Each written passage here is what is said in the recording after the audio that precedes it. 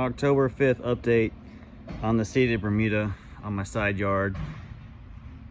This actually looks a lot better in real life than it does coming up on video, because just trust me, I watched the video that we shot a week or two ago, and the grass looks a lot better in person than it does now on the camera. So this is what it's looking like.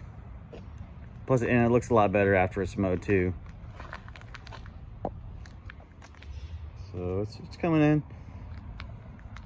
And this is not the way I would try to establish Bermuda grass. I would go with sod. I've, as I said in other videos, I've pulled out what seems like truckloads of weeds. And again, my sprinkler system just doesn't cover. And that's gonna be the case for a lot of people. You're just not gonna get seed germination if you can't water. 2022 has been a very dry year. And it's actually lucky for me that it was dry, because this is on slope. You probably can't tell by this video, but it's on a slope. So had I gotten rain, it'd have washed away my seed. And that happens with my ryegrass sometimes when I plant rye, which I did a few weeks ago. I take that back. It hasn't been a few weeks, maybe 10 days.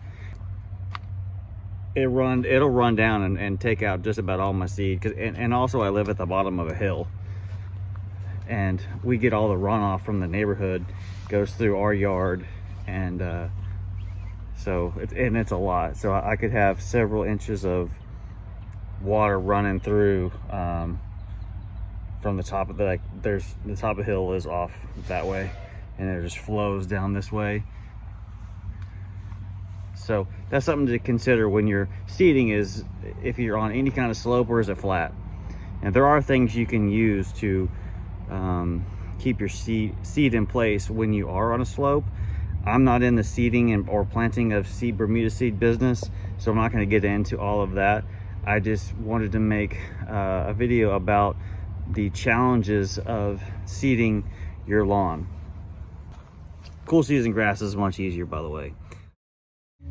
Loads of spurge like this, and then areas that my finger just doesn't cover.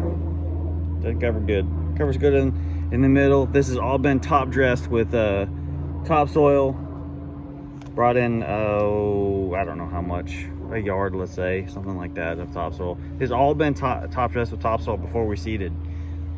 So, and my soil was good to begin with anyway, but it wasn't level, so that's why I did that.